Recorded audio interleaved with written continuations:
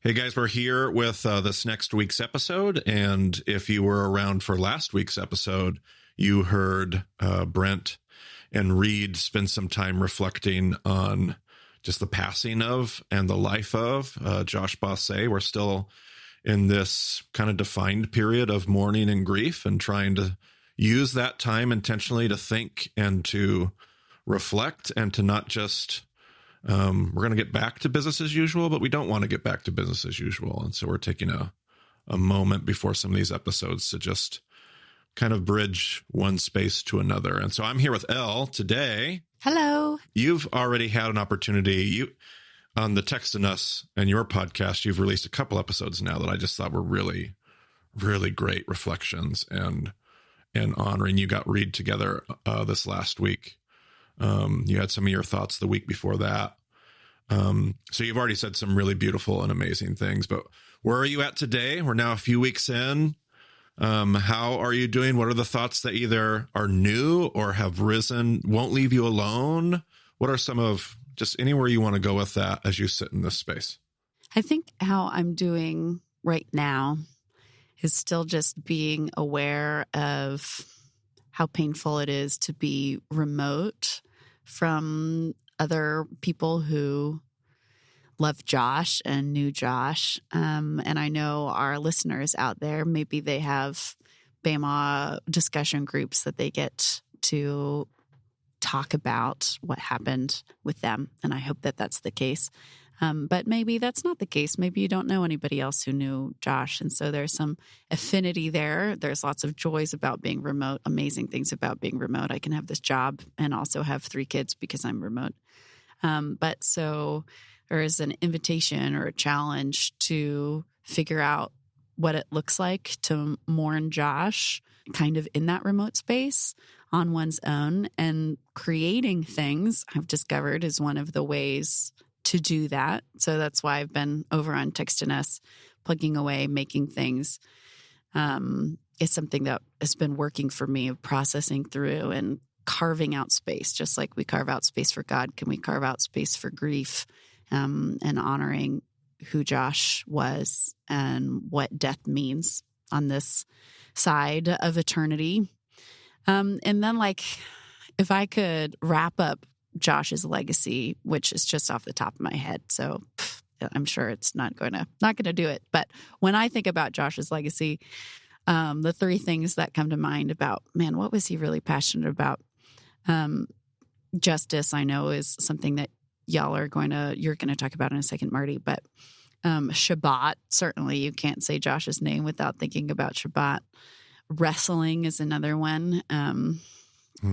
One of the times we were all gathered together in Missouri. I talked to Josh about, like, what do you think your gifting and calling is? Normal conversations you have at midnight at somebody's kitchen counter. Yeah.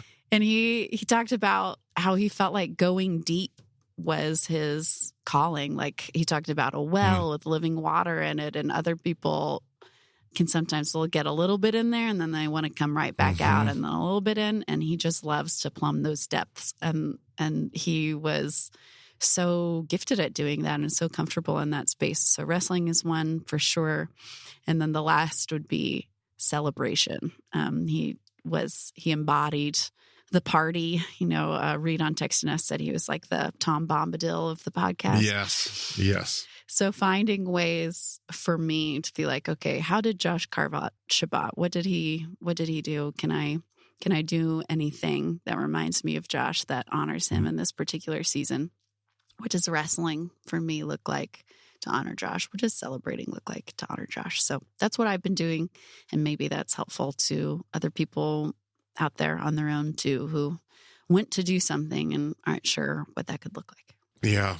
No, that's really, really well said. I love how much the word embodiment has come up in our conversations, whether it's on the recordings here or just the ones we've had, because Josh really did embody the things that we love to talk about here in the BEMA corners and the BEMA rooms. He really did. I think of the 4 pillars of BEMA. Josh loved the text, like he would just study voraciously. He loved, and not just study for learning, study to be in it, study to be changed. He discipled people left and right. We're finding out now just how deep his commitments to discipleship were. He loved community, loved people, and therefore loved relationships and fellowship. But he loved wrestling, like he embodied so much of. Which, when I thought about expanding the Bema team and inviting these, he was such an easy, when he came to mind, I was like, of course. And he didn't even listen. Like, he wasn't a foreman guy. He didn't listen to all the stuff. He wasn't, but he embodied what Bema was trying to be. And I do love that. I think grief for me, I keep using words with my spiritual directors and mentors or friends that are checking in on me of like, I just feel thin. Yeah. Tender. Like butter spread over too much bread, one might say. Yeah. Like that. Yeah. And there's a vulnerability to the thinness. There's probably even some danger to be aware of. Like there's times where you feel like you're rooted and you've got a shell of resilience around you. That's kind of good. And that's not how I feel. I feel very, very vulnerable, very thin. But also I'm finding is letting other things in. Like, there's the dangerous things, but there's also things like gratitude. Like, I'm just so more quick to be thankful for others, who Josh was, who others are that are around me now. There's a heightened sensitivity and awareness of those things to be grateful for. There are gifts that come with this space. And my space, I mean, I was in a weird spot because my father passed away just a month prior to Josh. And so I was already in this grief space that kind of compounded itself, and not in a horrible, weighty way, just like, oh, we're going to take another lap around the grief mountain here. Yeah. And, in some ways I was somewhat thankful because I was kind of already swimming in some waters and was able to kind of find somebody else that just got thrown into the pool. And so, yeah, I'm tender. I'm thin spiritually, emotionally, but in a lot of ways, in really good ways. But so you mentioned it. We have this episode that lies in front of us, is an episode that read the virtue of justice. And I just love thinking about Josh as we get ready for this episode, because Josh loved justice. You mentioned it too, Elle, yes? Yes. And what I love about Josh is Josh did not have some fiery, angry, prophetic edge to him. But he was not going to dodge.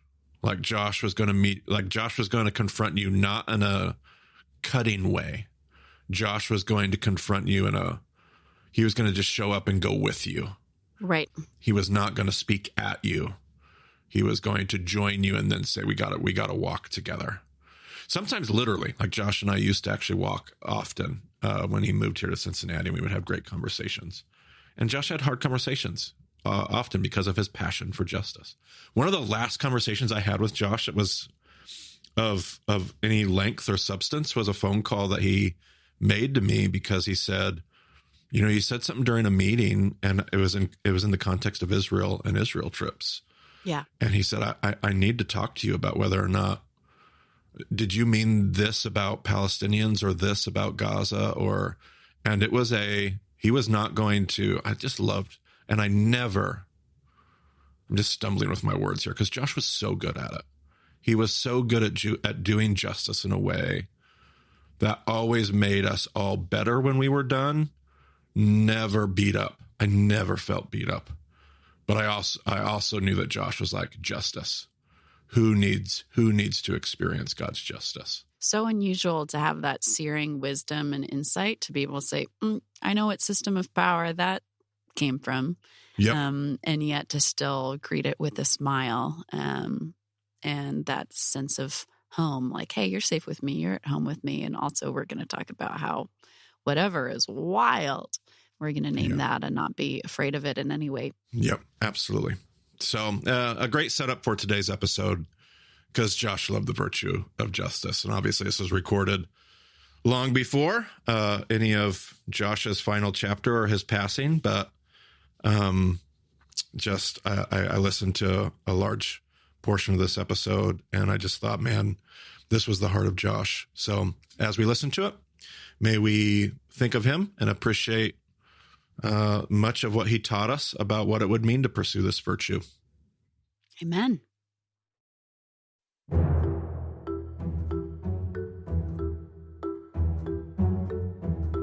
This is the Bama Podcast with Marty Solomon. I'm his co-host, Brent Billings. Today, I'm with Dent to talk about justice. Let's do it, baby. So in 2019, our family was in St. Louis for a weekend, and we had a full day to kill on Saturday, which happened also to be the first really gorgeous Saturday of the season. So we had what we thought was this very unique idea of what to do with our day. We went to the zoo. And much to no one's surprise, pretty much everyone else in St. Louis had the same idea. So we're sitting there at the exit ramp for Hampton Avenue off of the highway. And it's one of those situations where you have to wait through like 3 light changes to actually make it through the intersection because there's just so much traffic. And so you're on this exit ramp for a while. And while we're stuck there, here comes a homeless man with a cardboard sign walking up and down the shoulder of the road, asking for help. And our then 8-year-old son, Briggs, says, "Dad, there's a homeless guy. Are you going to give him some money?" And I said, "No, I don't have any money." "Mom, are you going to give him some money?" And she says, "No, we don't have anything to give him." And I'm sitting there like, I'm just hoping that the light will change and stay green long enough for me to get to the other side of this road so that we can just move on and enjoy the animals at the zoo, who have a place to sleep, who have plenty to eat, but of course, no luck. And so we have to wait again. And the man draws nearer again, and Briggs is becoming more worked up. He's becoming more urgent. And he says, "Well, can you open my window so I can give him my books and he can sell those for money?" And I was like, "Well, those books that you got from the Adair County Library? No, that's probably not a good idea." And then Briggs is shouting, "Well, are we going to do something for him?" And so Leanne, my very lovely, wonderful wife, with all of the good intentions and her beautifully good heart, she says, "Well, we can pray for him." And so she does. And while she's praying there with her eyes closed, I look in the rearview mirror and I see Briggs, and he is just locked on the back of her head, staring daggers at her. But there she is. She's praying something very kind and very gentle, something along the lines of like, "We don't know what we can do to help this man, but God, would you please provide for him somehow? Amen." And there is Briggs getting red in the face, and he's like shaking, like with this quiet rage, and he's got this fire in his eyes. And he says to Leanne, "How can you even say that? How can you pray that God would take care of him when you won't do anything to help?" And now for our daily Heschel, which is actually before our daily Beekner. Here's a little surprise sneak-in Heschel attack with a bit from the prophets. He says, "It's not a world devoid of meaning that evokes the prophet's consternation, but a world deaf to meaning. Their breathless impatience with injustice may strike us as hysteria. We ourselves continually witness acts of injustice, manifestations of hypocrisy, falsehood, outrage, misery, but we rarely grow indignant or overly excited. To the prophets, even a minor injustice assumes cosmic proportions. The prophet is a man who feels fiercely.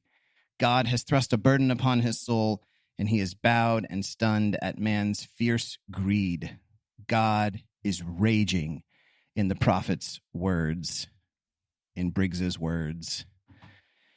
And now for our daily Beekner.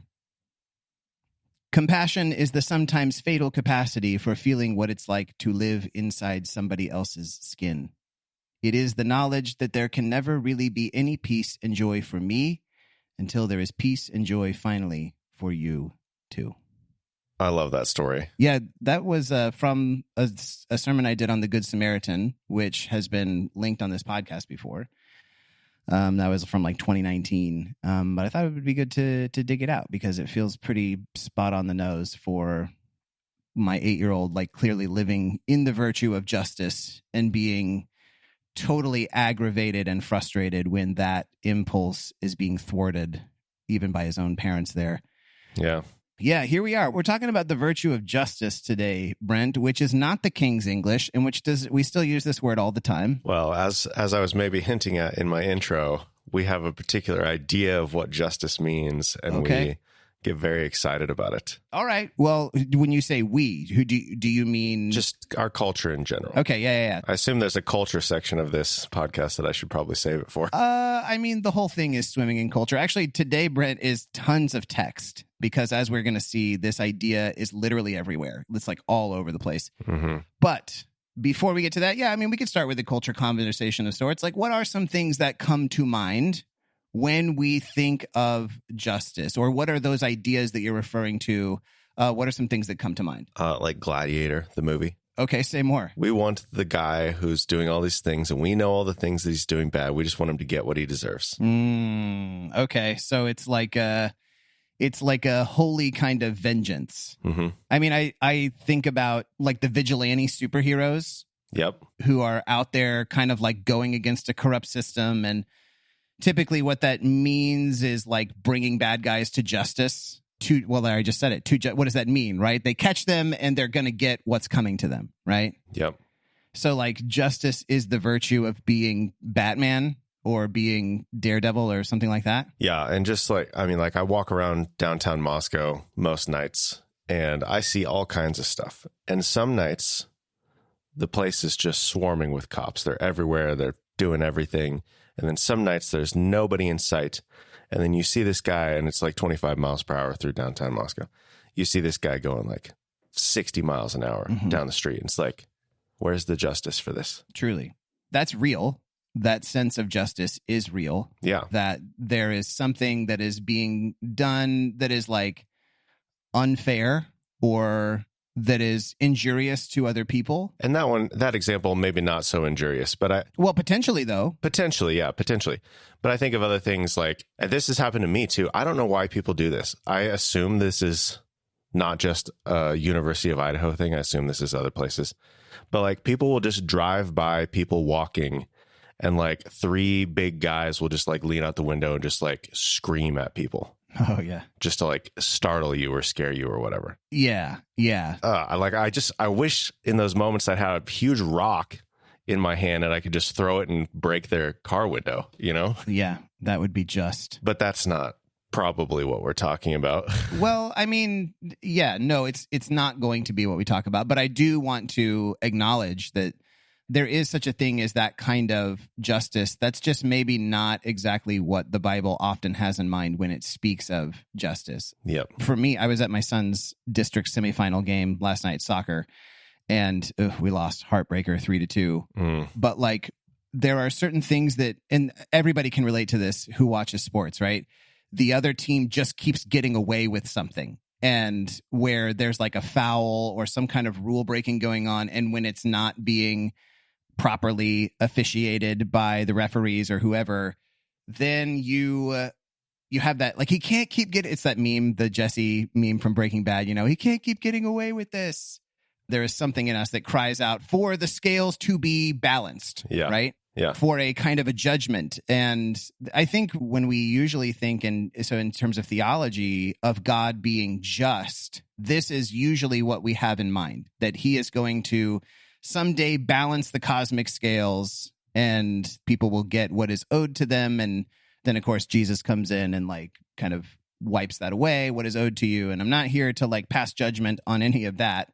But again, I think that we have maybe just a short-sighted or like more two-dimensional view of justice when we say God is just, and that is what we mean. Let's dive into the text and get a sense for what we are talking about when the Bible talks about justice, what it mostly seems to have in mind. And again, this is literally everywhere. It's all over the Bible from the beginning to the middle to the end. So Brent, how are you feeling about doing some reading today? Because I feel like I know that I've got a number of passages, and you feel like your vocal cords are up to it? Well, Reed, I am ready for it. And here's what I know. A few episodes ago in this series, you made reference to a George MacDonald unspoken sermon. And I thought that the reference was really cool. And I was like, I've got this Sunday night thing where I read the Bible and I finish Torah, so I got to figure out something else to do. And I was going to go on to another book of the Bible, but I was like, I don't know, this George McDonald sermon sounds cool. So I decided to get on Instagram and start live streaming and perform whatever you call it, this sermon. And I found out why it's actually supposed to be an unspoken sermon. It took me an hour and 15 minutes to read this sermon. So I don't know what you got cooking up here, Reed, with all these passages, but I think I can handle it. Well, it's not going to be that long. I had no idea that you were going to do that, by the way. I didn't know either. I just decided on a whim, and I did not apparently think it through well enough. It probably felt like reading Torah like in its entirety all over again. I mean, it is. Kind of, yeah. Let me tell you this, though, that you're not alone, because this is something that we have done at CCF, like with students, read the entirety of that sermon aloud. So you're not alone. Oh, you've read that sermon too. Well, so Derek actually did it. I didn't. I read it. I read a large chunk of it to Derek, and then he's like, I'm going to do this with some students. And so they got together in his office and, drank some tea, and he read this whole thing out loud. Wow. So you're not alone. Okay. That actually makes me feel great. Did anybody watch you, listen to you? I can't imagine anybody watched the whole thing, but I don't know. They tune back in. He's still going. Yeah, maybe. I have no idea. All right. Well, let's do some text. Here's some passages. We'll go one at a time. First, just to kind of get a sense of what it is that the Bible has in mind when it talks about justice and injustice. So how about this first one here from Jeremiah chapter 5, Brent? Among my people are the wicked who lie in wait like men who snare birds and like those who set traps to catch people. Like cages full of birds, their houses are full of deceit. They have become rich and powerful and have grown fat and sleek. Their evil deeds have no limit. They do not seek justice. They do not promote the case of the fatherless. They do not defend the just cause of the poor. Should I not punish them for this, declares the Lord? Should I not avenge myself on such a nation as this? Okay, and so in the prophetic witness, you're going to find this coming up a number of times. So this is like people have settled, they've become a nation, they've become a kingdom, and there is now this kind of injustice going on, and the prophets are often just bringing these indictments against them. And so when in Jeremiah here it says they do not seek justice, then in the next line that is kind of further described. And so what does that mean?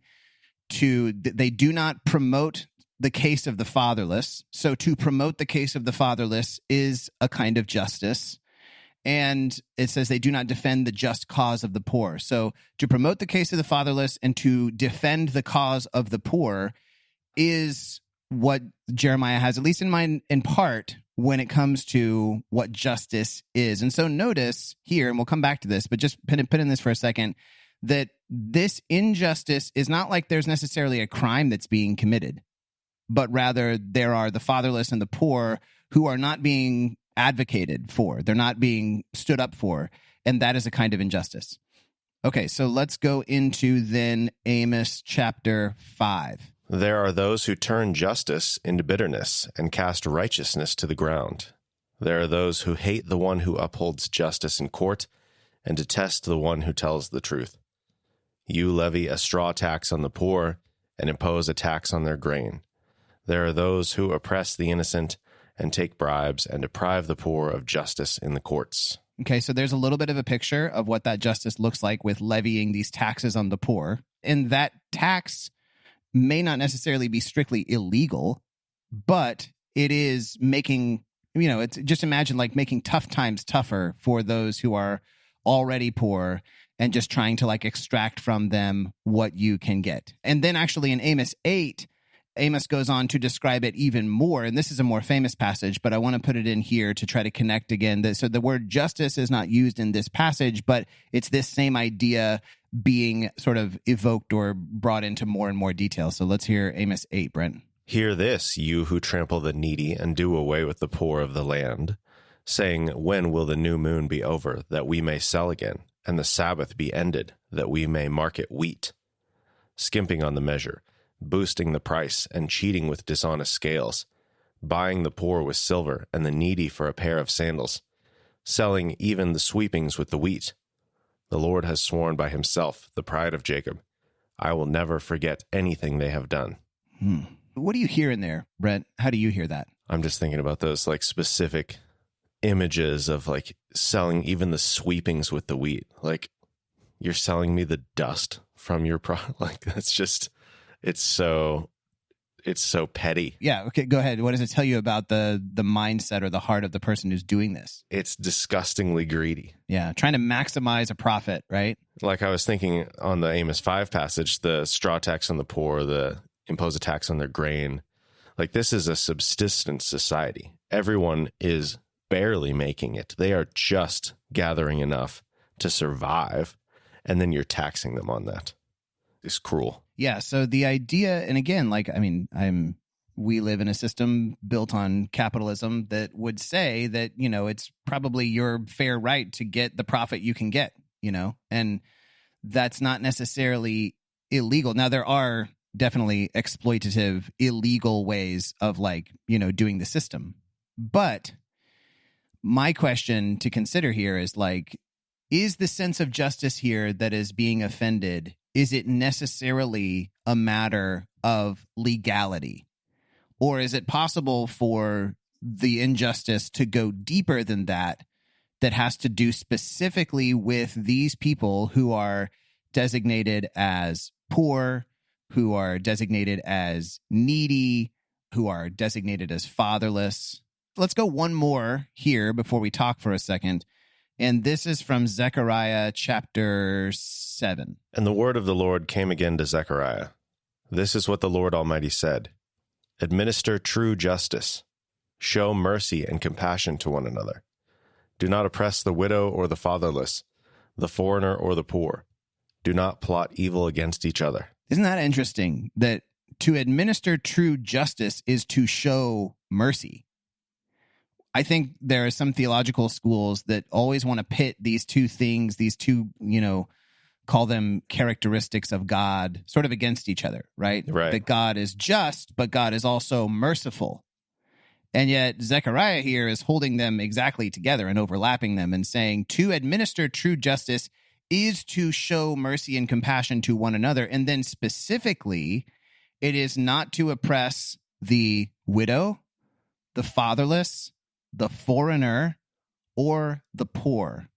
So there's a theologian, I believe he's out of Yale, named Nicholas Wolterstorff, who kind of coined this term, the quartet of the vulnerable. You ever heard this term before? I have not. Yeah, so he termed it the quartet of the vulnerable, which is his way of sort of this category of people who are often like the object of exploitation, of injustice, and that to do justice is to make sure that these four, fatherless, widow, foreigner, and poor, to make sure that they are included into the community, that they are protected within the community.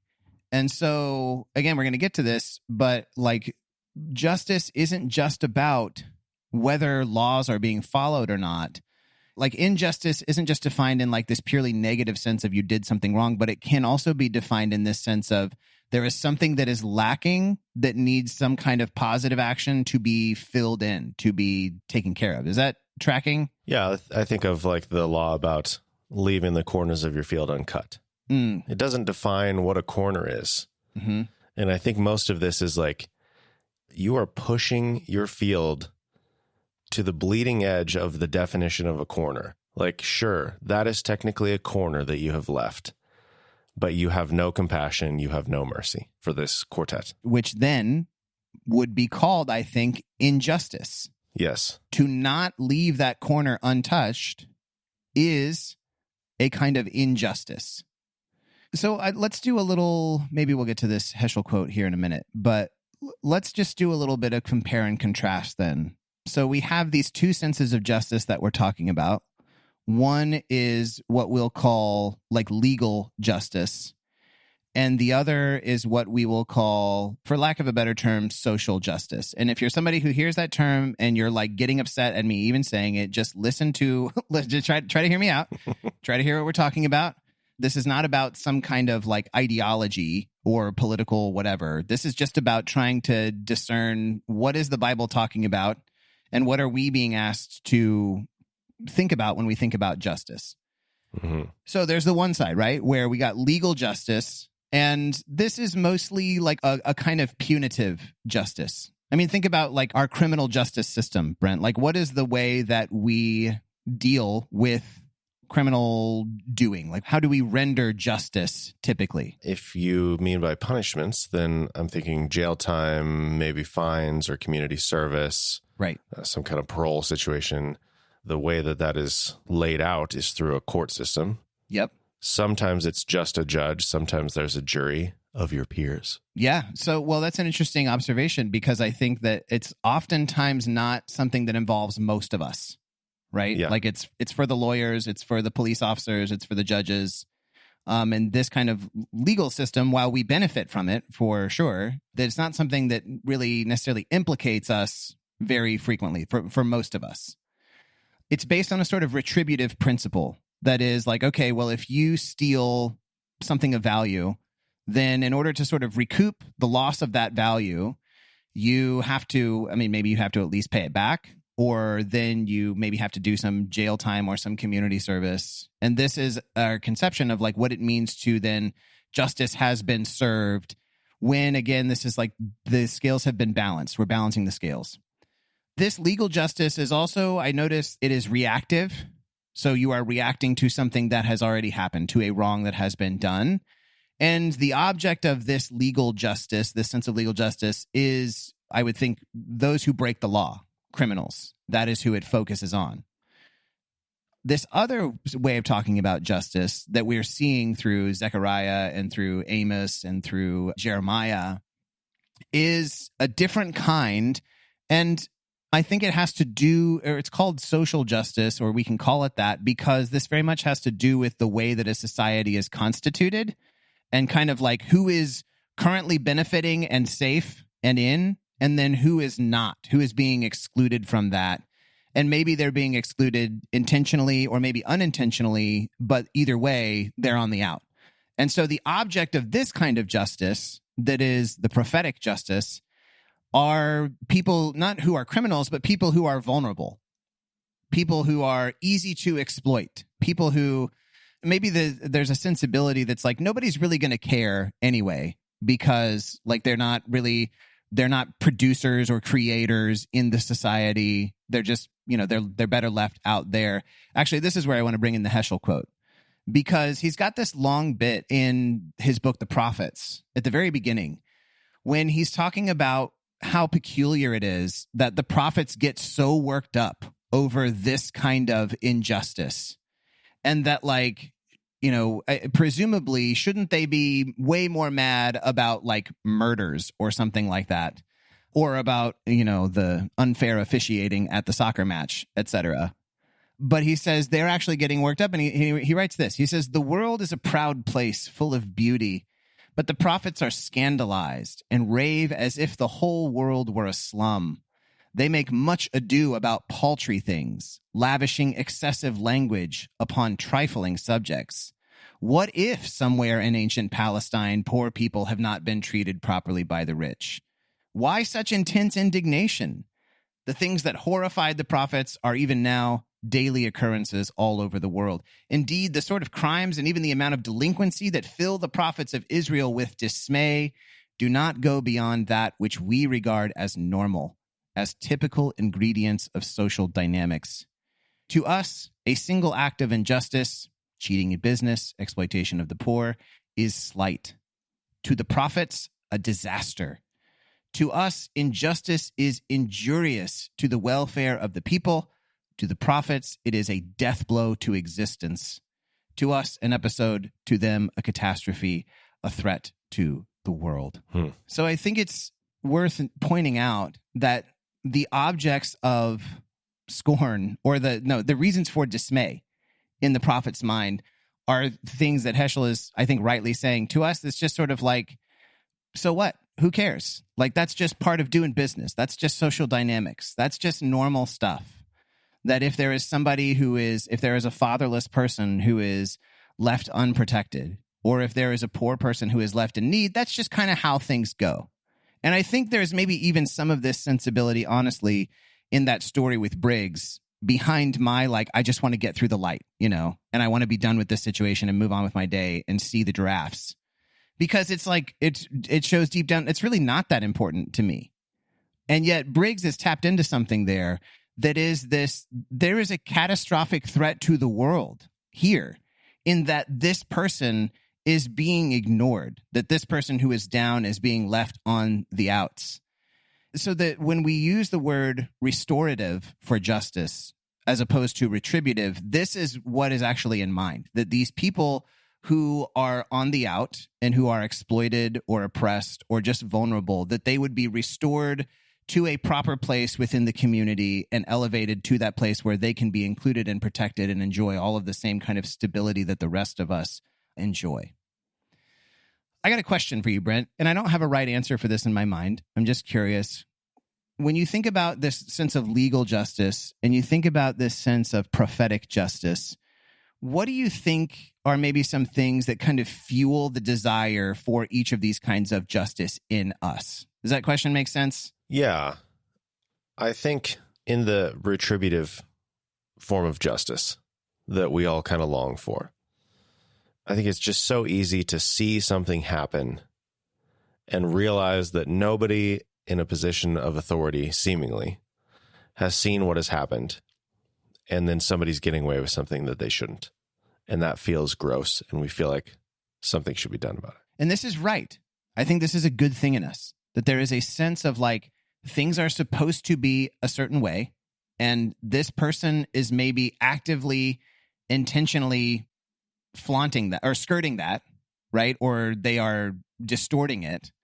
And something needs to be done about that, that the thing needs to be put right, but also they need to somehow come to account for it. Right. And that's not a bad thing. Not a bad thing. The other side, the restorative justice, I think a huge problem is just a lack of vision. Like your story, you didn't want to see the problem because you knew if you actually stopped and looked at the problem that you would feel compelled to address it. We have another interview with Sandra Richter coming up. And it's not about this book, but I knew she had a book called Stewards of Eden, and I just wanted to read it. So I started reading into that. And one of the things that she talks about in that book is the exploitation of the environment. And we are supposed to utilize the environment. She's not saying like, we all need to just go hungry and do nothing and never step on a blade. Like, it's not like that. But the exploitation of the environment most affects this group of this quartet of the vulnerable. I love that phrase. And a lot of it is people that we don't see. Like, what choices have I made that have led to, in some way or another, the deforestation of Madagascar? I don't know. Maybe something, maybe not. It's hard to say. Global supply and demand is difficult to untangle. But at the end of the day, when the more powerful exploit their resources, the people who suffer the most is this quartet of the vulnerable. I think it's a matter of, it's a matter of not seeing the problem. And I think most people are actually compassionate in some way, merciful in some way. And if they could see what the effects are, and it's impossible, really. But if people could see the effects, they would make different choices. I believe that. This reminds me a little bit of our conversation on acedia with Josh, where you can be overwhelmed by feeling like you have to fix every problem in the world. Right. And sometimes it's easier just not to look. But I do think it's interesting that this is just an observation that I have, that, like I said before, that familiar sense of legal justice probably doesn't implicate or require anything of many of us most or even all of the time, right? That's for people in the court system, in the justice system. But this kind of justice that has to do with elevating the vulnerable, I think it does implicate us, or at least it should, and that I would suggest that if we imagine that it never does implicate us, and I think the reason why it implicates us, by the way, is because it's not reactive, but it's proactive, where like nobody is, God is, but nobody is mandating that I go and I help that person who is in need, the fatherless, the poor, the widow. Yeah. Law does not require me to bring them into my home, to invite them into my community. But the sense of justice does actually then implicate that I should do something about that. Now, to what? This is left to each of us to discern. And again, with the recognition, you cannot solve systems of injustice. You cannot solve everything. But I think too often we use that as an excuse to say, well, we can't do anything about it. You know, I remember even like saying that trying to explain that to 8-year-old Briggs in the car was like, well, even if I give him some money, like that's really not going to solve the problem because it's like a systemic problem. And I'm like, why am I saying these words to my 8-year-old? One, because it's silly. That doesn't make any sense to him. But also, it is a way of deflecting from my present responsibility, which is in this moment. Maybe I am called to somehow execute justice for this person. I mean, this is why I read the quote on compassion from Buechner at the beginning. It's not a quote about justice, it's a quote about compassion. But I do think that, I'm glad you said that word, Brent, that this is actually what sort of gets us in gear. You know, in the Good Samaritan story, it says that the Samaritan, the one who administered justice, which it doesn't use that word in the parable, but this is the idea, that the Samaritan had compassion, which is like that. It's a Greek word that just means to be moved like in your gut, like a gut level wrenching for whatever it is that you are seeing. And that compels you then to actually do something about it. I think also there is a sense that things are not what they should be in this prophetic kind of justice, this social justice as well. Not in the sense that, like, you know, somebody has broken a law and they've gotten away with it, but that there's a condition or like a state that we're going for that we're not there yet and we want to get to. So you know the word, right? Like, what do we call, Brent? What do we and what does the Bible call that desired state of things? Like that sort of fundamental condition of the kingdom of God is what? Shalom. Yeah, shalom, which we translate as peace. Peace. But not peace in the sense of like, I'm just zen and I'm sitting there and nothing is bothering me. Right. But shalom in the sense of it's a state in which everyone, and especially, I think the Bible would say, especially the vulnerable, everyone is integrated and supported in the community. Like think about a jigsaw puzzle. And when all of the pieces are where they belong, then the puzzle has reached shalom. It's complete, right? And you see the whole picture. And not shalom is some of those pieces, and this is where the fatherless, the widow, the poor, the immigrant, the alien, they are not incorporated. They are not where they should be. They're out of place. They're just drifting off somewhere. And so that is a kind of injustice. And so then, like, bringing me finally around to how do I define justice and what does it mean to have the virtue of justice, biblically speaking? So if shalom is the state in which it's the state of the kingdom of God, justice is the actions that bring shalom about.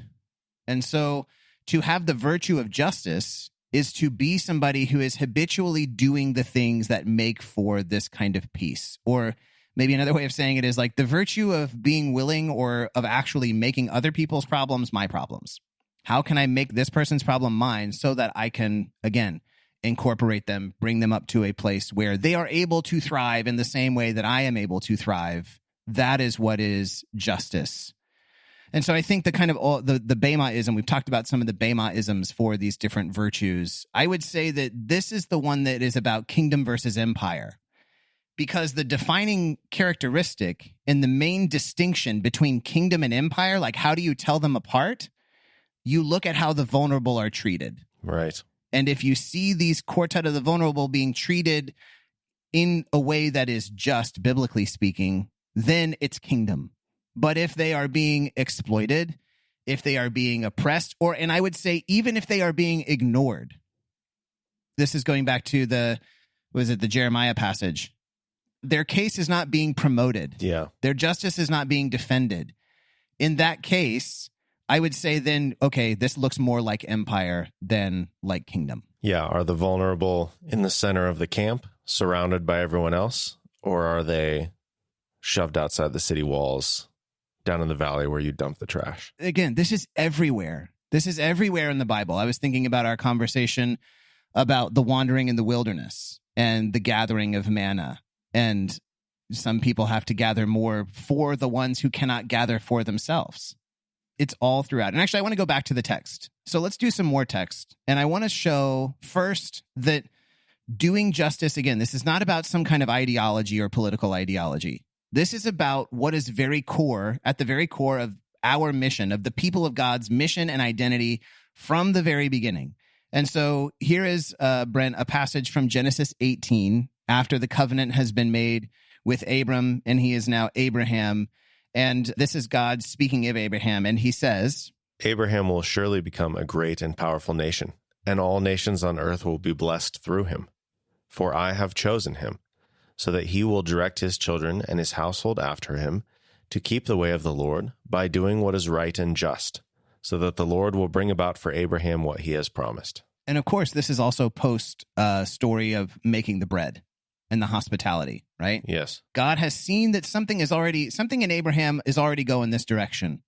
So here is somebody I can work with who is going to do what is right and what is just, and not just in the sense of we're going to make sure that the criminals receive what's coming to them, but just in the sense of the people who are vulnerable are going to be incorporated, they're going to be taken care of. You know, this famous phrase, all the nations on earth will be blessed through him.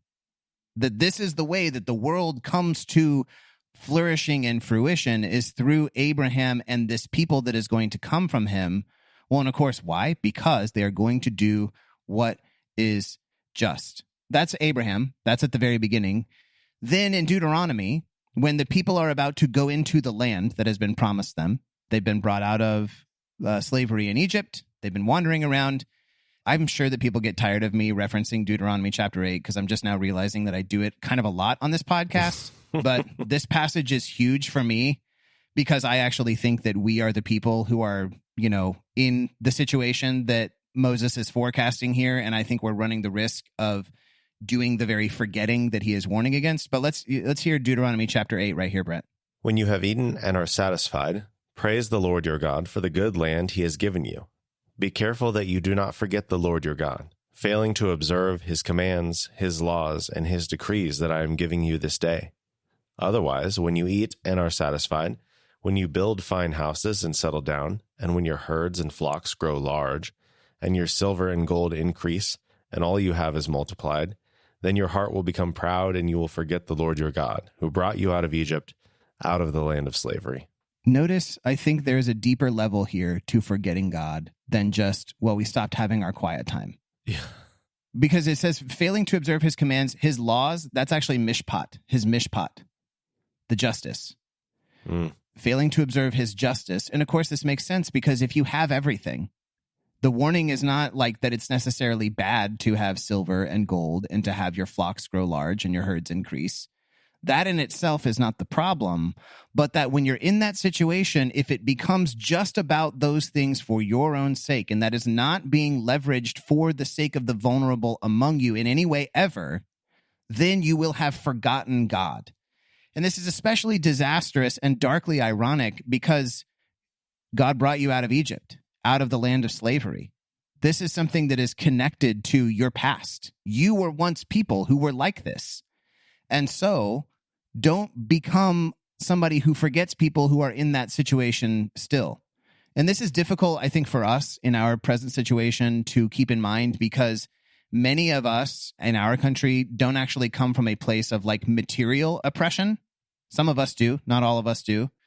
My crowd the church that I grew up in, there was not a lot of that. And so because we were not able to relate to a sense of material oppression, we made this completely spiritual, right? And it was just about like, well, we were in spiritual bondage, which yes and amen, true enough. But the problem with only thinking about it like that is if it's just a spiritual bondage that you relate to, then people who are in a material bondage, they don't enter your radar. You're not thinking about them in terms of like, what is it that God wants you to do in the world? You think everything is just a matter of some kind of spiritual crusade where you're just out there to make sure that, you know, you tell everybody the good news and they get into heaven. Yeah. And it's so difficult to have that perspective, like just to acknowledge, like even if you get out of your own church and go visit another church, those people are still probably pretty similar to you. Even if you get out of your town and go to another part of the state, you might start to see some distinctions here and there, but you're not living in that other community. And then if you go even further and go to some other part of the world, Well, you're probably going to a vacation destination, so that's pretty nice. But are you getting out of that? Like, probably not. Like, it's so hard to see what life is like for other people. So it takes work. There's an even deeper fundamental layer to this that is not, do justice just because you were rescued out of a situation of injustice, but also because this sense of justice and, the protection of the quartet of the vulnerable is something that is core to the identity of God himself. So this from Deuteronomy 10. Yet the Lord set his affection on your ancestors and loved them, and he chose you, their descendants, above all the nations, as it is today. Circumcise your hearts, therefore, and do not be stiff-necked any longer.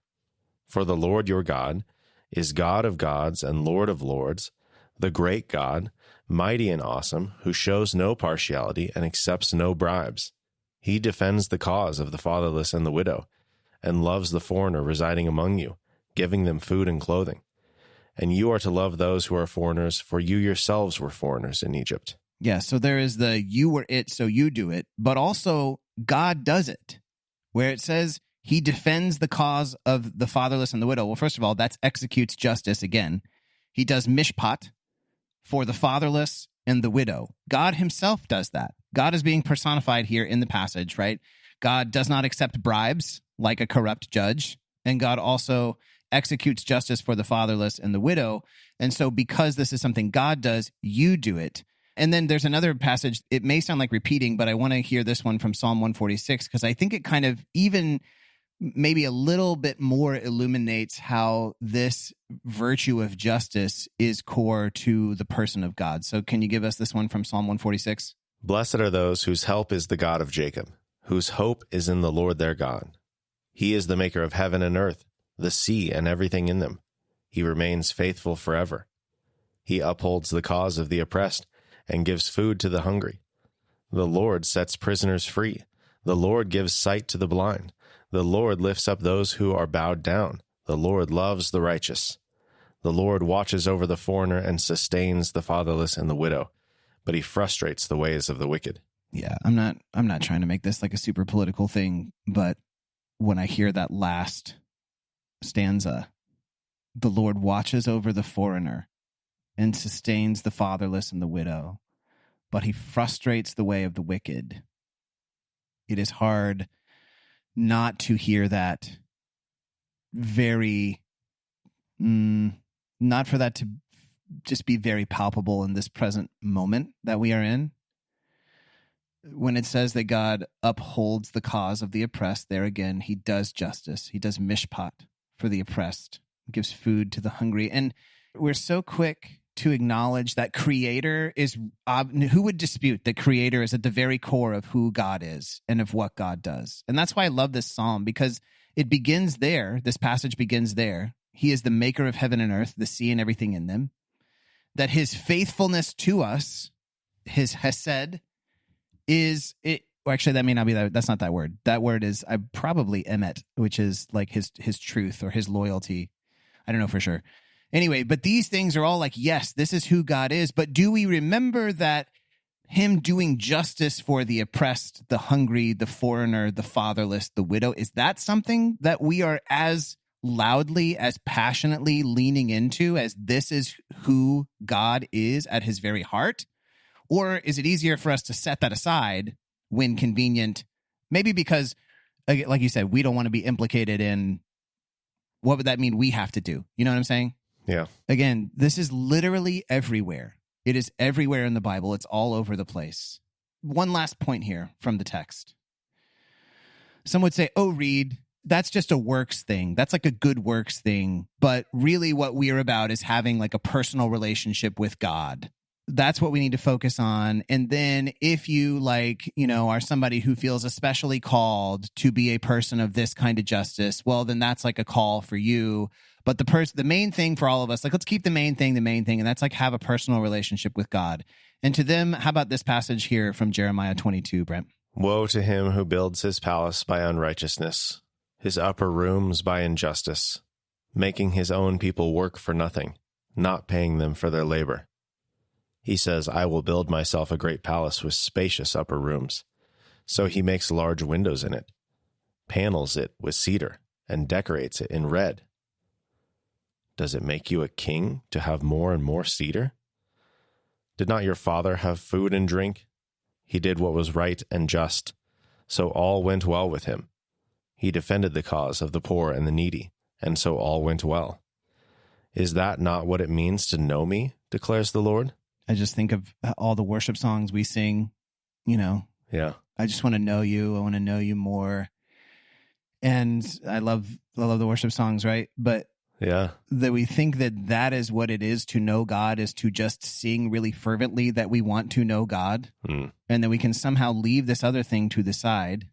And here the prophet says to the king, is what makes you a king having more and more cedar, a bigger house, a nicer thing? Like, is that what this is about for you? And then he reminds him of his lineage. Didn't your father, he had food and drink.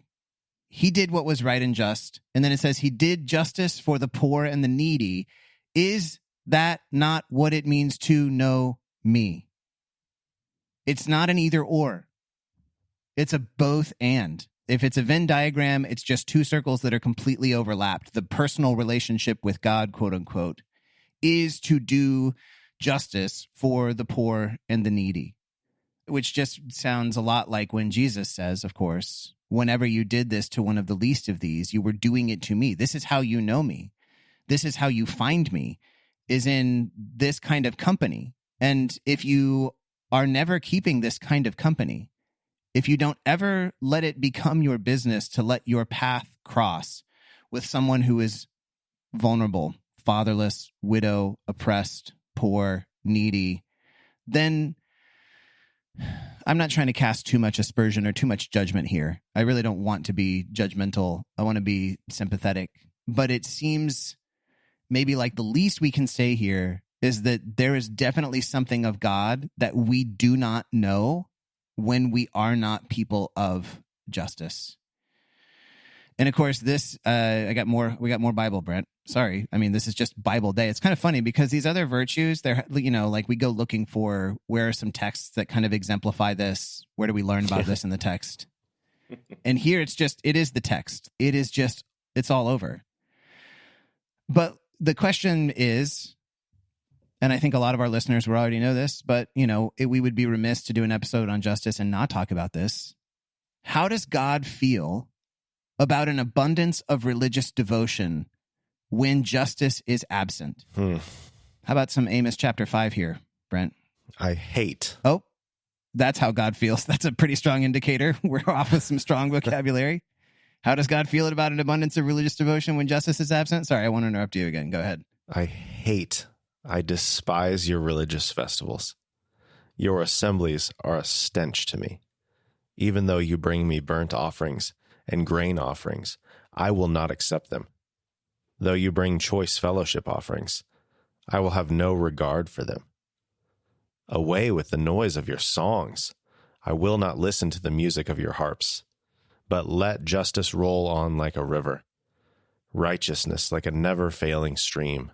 My charismatic upbringing, there was a lot of talk of like dead religion, and we need to be people who are like actually genuinely alive in the spirit.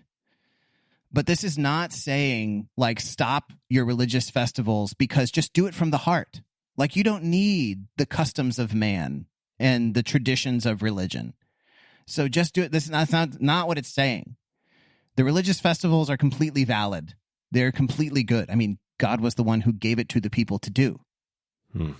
The problem is, let justice roll on like a river. There is no justice. There is no mishpat. We've already read the passages from Amos about how they're exploiting the cause of the poor and they're trampling on them for more gain. They're ignoring their plight so they can maximize their profitability. That is injustice. God says, that's when I don't want to hear your songs. I don't want your fasts. I don't want your worship services and your sermons. I don't want any of it. Let justice roll. Let righteousness like a never failing stream. Righteousness just meaning here to be rightly related to one another, to be fair and equitable with each other. That's righteousness. This is not some like ethereal, theological, moral quality. It's just rightness between people. Some gathered little, some gathered much, but then when it was all said and done, everybody had enough. That's what we're looking for here. That's righteousness. Yes, that is righteousness. All right, let's see what our most major of major prophets, Isaiah, has to say about this. At the very beginning of the scroll, the multitude of your sacrifices, what are they to me, says the Lord? I have more than enough of burnt offerings, of rams, and the fat of fattened animals. I have no pleasure in the blood of bulls and lambs and goats. When you come to appear before me, who has asked this of you, this trampling of my courts? Stop bringing meaningless offerings. Your incense is detestable to me. New moons, Sabbaths, and convocations, I cannot bear your worthless assemblies. Your new moon feasts and your appointed festivals, I hate with all my being. They have become a burden to me. I am weary of bearing them. When you spread out your hands in prayer, I hide my eyes from you. Even when you offer many prayers, I am not listening. Your hands are full of blood. Wash and make yourselves clean. Take your evil deeds out of my sight. Stop doing wrong. Learn to do right. Seek justice. Defend the oppressed. Take up the cause of the fatherless. Plead the case of the widow.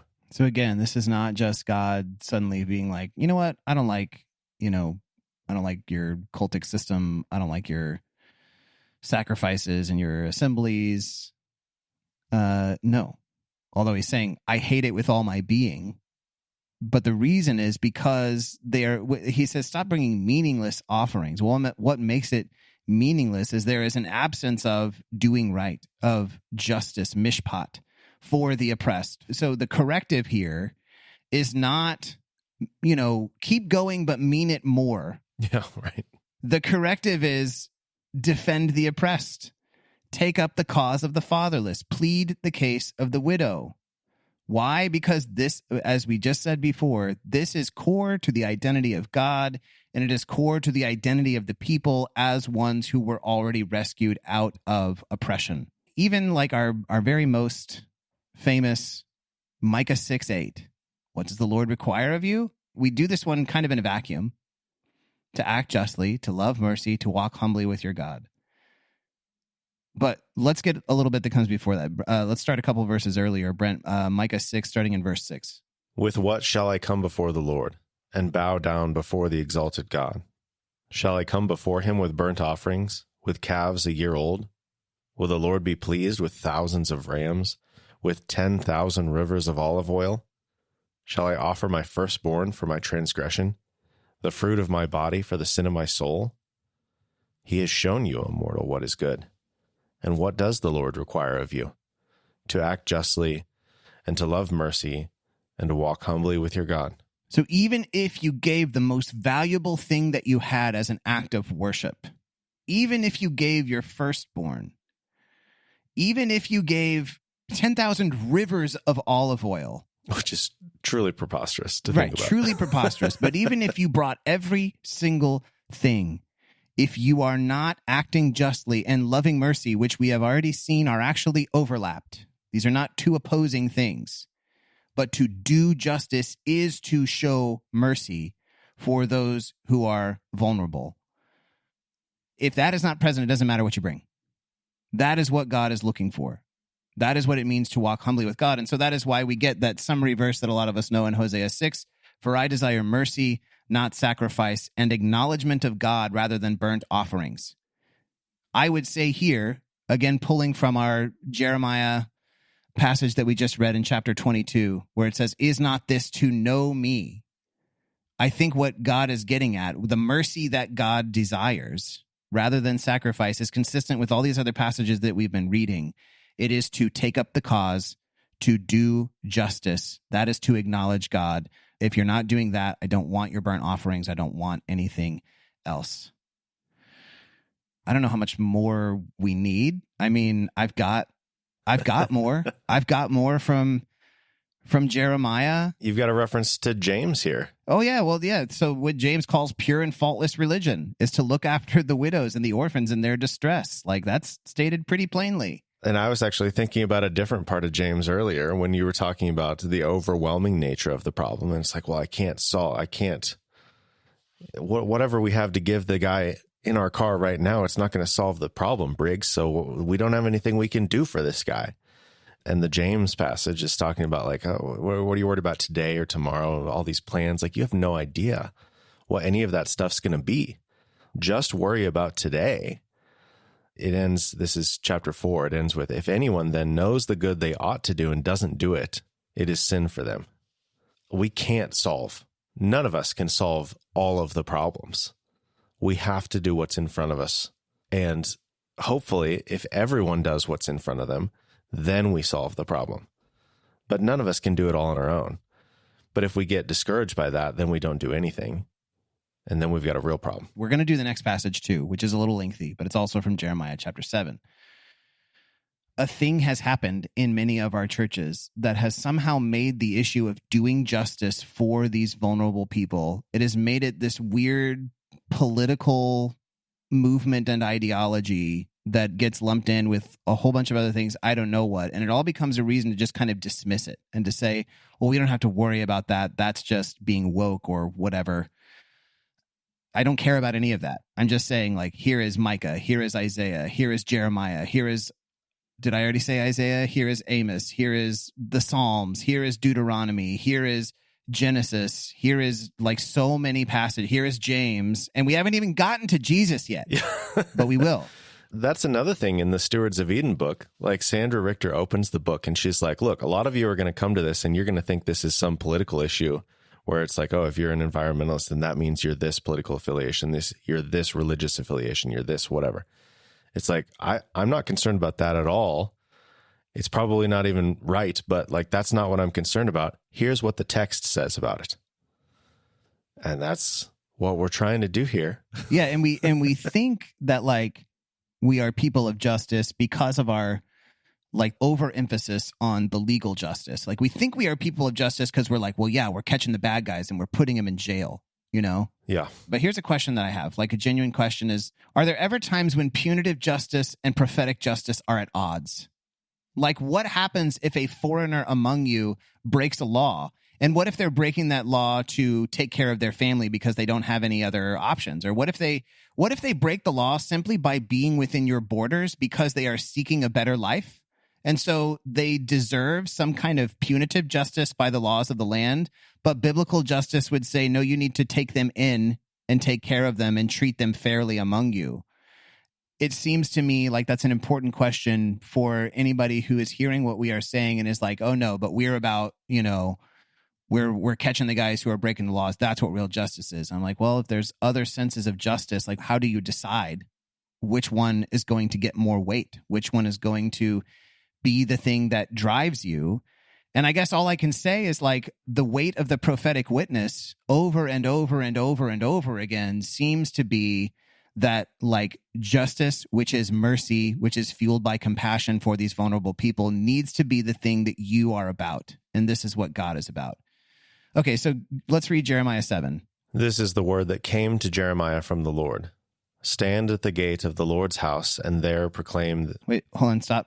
Sorry, what is the Lord's house, Brent? Is it the temple in this case? Yeah, the temple. Stand at the gate of the temple. This is the place where people are coming to do their sacrifices, et cetera, and their various festivals and whatnot. So stand at the gate of the Lord's house and proclaim this message. Go ahead. Hear the word of the Lord, all you people of Judah who come through these gates to worship the Lord. This is what the Lord Almighty, the God of Israel, says. Reform your ways and your actions, and I will let you live in this place. Do not trust in deceptive words and say, this is the temple of the Lord, the temple of the Lord, the temple of the Lord. If you really change your ways and your actions and deal with each other justly, if you do not oppress the foreigner, the fatherless, or the widow, and do not shed innocent blood in this place, and if you do not follow other gods to your own harm, then I will let you live in this place, in the land I gave your ancestors forever and ever. But look, you are trusting in deceptive words that are worthless. Will you steal and murder, commit adultery and perjury, burn incense to Baal, and follow other gods you have not known, and then come and stand before me in this house which bears my name, and say we are safe? safe to do all these detestable things? Has this house which bears my name become a den of robbers to you? But I have been watching, declares the Lord. Does that last line sound like anything you've heard before? Has it become a den of robbers to you? Yeah. Yeah, what does that sound like? I mean, Jesus talks about that. Where does he talk about that? It's just not fair to test me like this, Reed. I'll give you a hint. It's right here in this passage. It is the very place where this message is being said, like where Jeremiah is told to proclaim this message, which is where what's the Lord's house? He's at the temple. He's at the temple. Do you remember that story where what does he do? Mean Jesus comes out, and you remember the guys they're doing what in the temple courts? Is this the cleansing of the temple? You bet it is. Because what are they doing? They're selling. And historically, we know, I think we've talked about this on the podcast before, but at the time of the festivals, people would come in and they would inflate prices to try to exploit those who were traveling, who maybe were already like on a shoestring budget. And it's like, oh, well, you want to participate in the sacrifices? You want to participate in the festivals? Like, here you go. And so they're marking things up, inflating to try to make a profit off of them when they are just coming because they want to worship.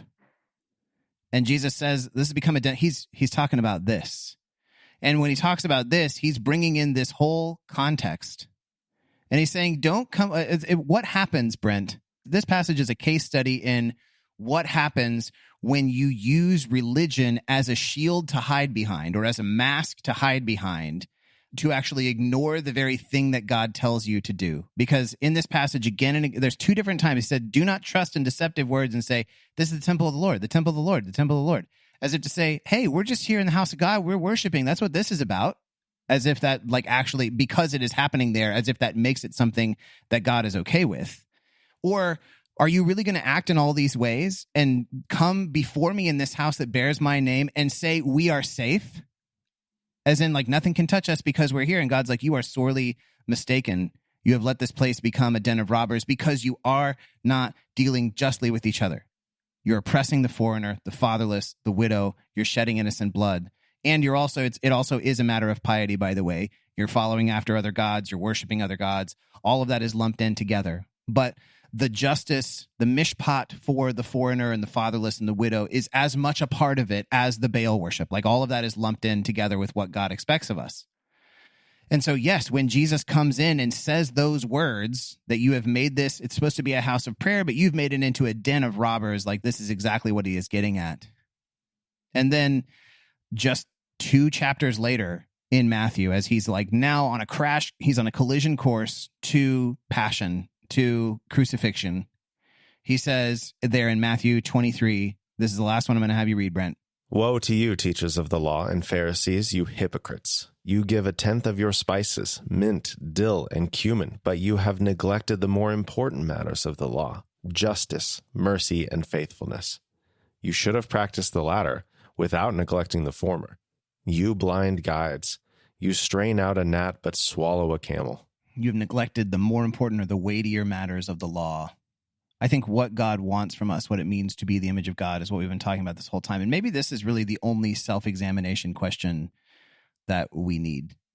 And that is, in what ways have we become a people who are experts in tithing our mint and our dill and our cumin and keeping up the various processes of religion?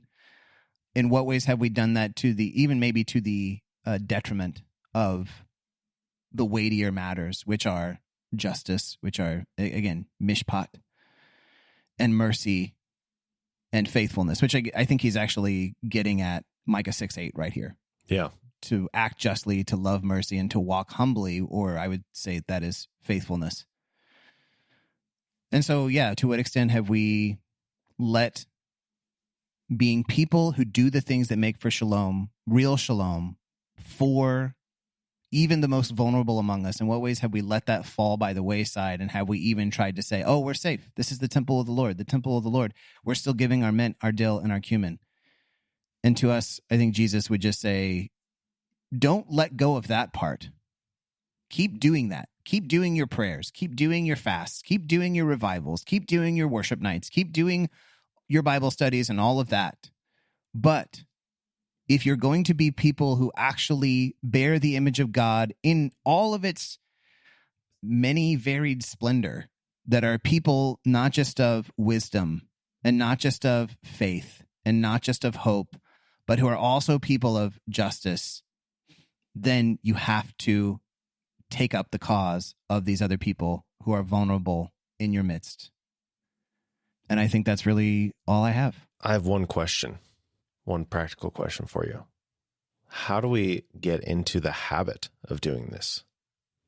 Because I think part of the problem with seeing the guy on the side of the road, especially when we don't have an 8-year-old Briggs in the back seat trying to encourage us.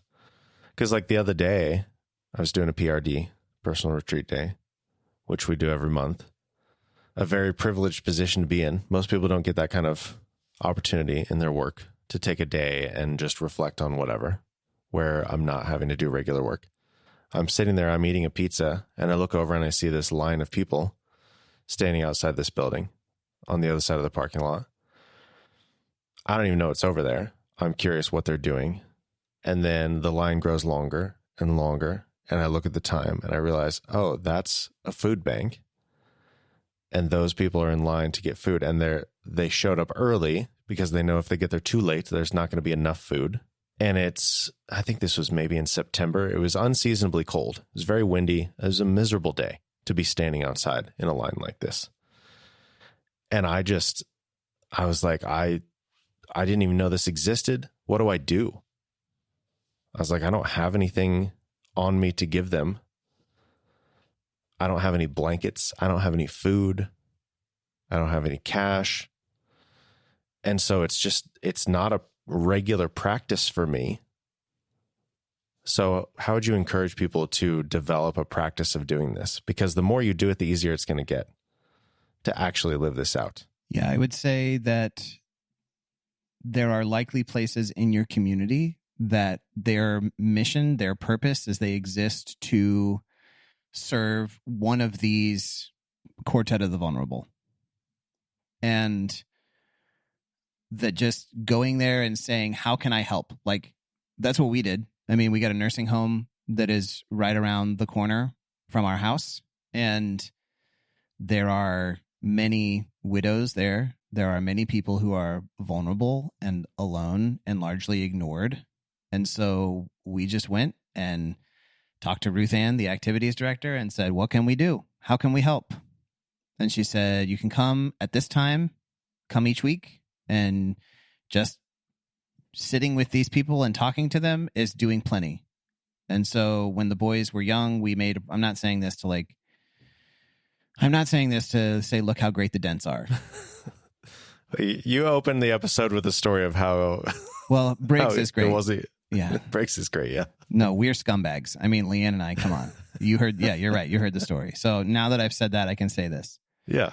That like, even when our boys were young, I mean, they were probably 4 and 6 and 8. And we took them for an hour a week to the special care unit at the nursing home, which is people who are succumbed to dementia and Alzheimer's. And it was like, it was crazy. I mean, it was just kind of a circus, you know, our kids are crawling around on the floor and running around. And yeah. then the residents in the special care unit are just all kinds of dissociated from anything that is real. And we're just in there. It's like, I don't even know what we're doing that's helping, but we went, you know? Yeah. And now too, like another thing we do is in the summertime, when our boys aren't in school, like we say they volunteer, they say they are voluntold. We make them go each on their own for, you know, now that they're teenagers, they go for an hour. And it's just, it doesn't have to be, again, you're not solving the problem of lonely old people, you know, across America. Right. But here in this place, yeah, you can do something for, so I would say, like, don't worry about trying to solve the whole system. Just say, what can I do with an hour a week? Start there. Yeah. I'm sure there are places, you know, there are various institutions committed to justice for these people that if you walk in the door and say, is there a way I can help? They will be so glad that you are there and they will find a way for you to help. And doesn't mean you suddenly become like a perfect person or that like you're now like having the most like baller quiet times you've ever had in your life with God. or that you're just constantly living on top of some kind of spiritual mountain or something. I think really what it amounts to is like you are trying in your humble way to walk faithfully with God as God is wanting to be in those places, not just alongside you, but in the form of you, is what I would say. I love the idea of it being just extremely local. Like, how close of a place can you find where you can help? Yeah, totally. One of these vulnerable. Yeah. Absolutely. Absolutely. Okay. Well, we go with that. We've got a handful of resources in the show notes. Anything else you wanted to add that we didn't get to mention? I don't think so. I mean, I would just say the Bible Project, like they're very excellent video. They've done a bunch of those like kind of word studies videos, and their one on justice is maybe my favorite one of all of them. And so just, it's brilliant, and it's so much packed into 5 minutes. So I would totally recommend people just watch that and watch it again and watch it again. But I don't think anything else I would mention. Yeah, I think that's it for me. Okay. Well, those links will be in the show notes at BEMAdiscipleship.com or in your podcast app. You can use the website to get in touch with us. Use the map to find a group if you want to try to connect with some other people and do some of this work together. We need some more Briggses out there encouraging us to get out and do the things that we should do. So do this stuff in community. So use the map, find some people, work on this together. But thank you for joining us on the BEMA podcast today. We'll talk to you again soon.